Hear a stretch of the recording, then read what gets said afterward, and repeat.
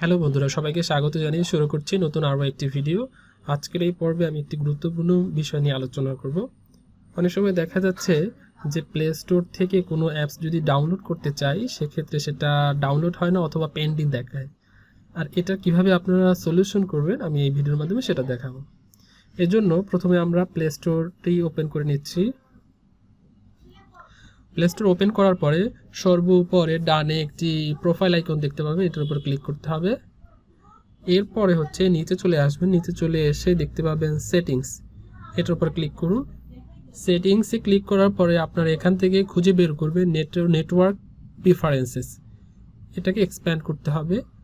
এটাকে এক্সপ্যান্ড করলে আপনারা পেয়ে যাবেন অ্যাপ ডাউনলোড প্রেফারেন্স, এটার উপর ক্লিক করতে হবে। দেখেন এখানে হচ্ছে আমার 3 নম্বর অপশনটি সিলেক্ট করে দেওয়া আছে। এখানে আমরা সিলেক্ট করে দেব ওভার এনি নেটওয়ার্ক, দেন ওকে। তারপরে হচ্ছে অটো আপডেট অ্যাপস, এটার উপর ক্লিক করুন। ক্লিক করার পরে এখানে 3 নম্বর যে অপশনটা আপডেট ওভার ওয়াইফাই অনলি, এটাকে সিলেক্ট করুন। তারপরে ব্যাক স্পেস থেকে এখানে বের হয়ে যান।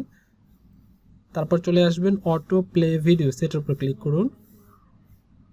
ক্লিক করার পরে এখান থেকে থার্ড যে option don't auto play videos, এটা সিলেক্ট করুন, দেন ওকে।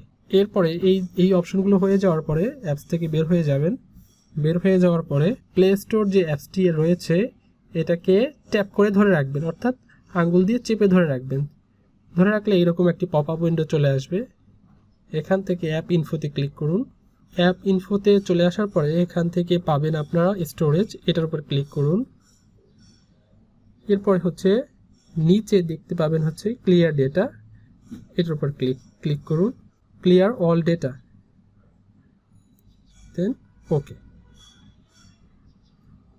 এই দুইটা সেটিংস করার মাধ্যমে খুব সহজেই আশা করি প্রবলেমটা সলভ হবে। এরপর যেটা আপনারা করবেন, আপনি আপনার সেটটাকে রেস্টার্ট করে নেবেন, তাহলে ফুললি আবার প্লে স্টোরটি কাজ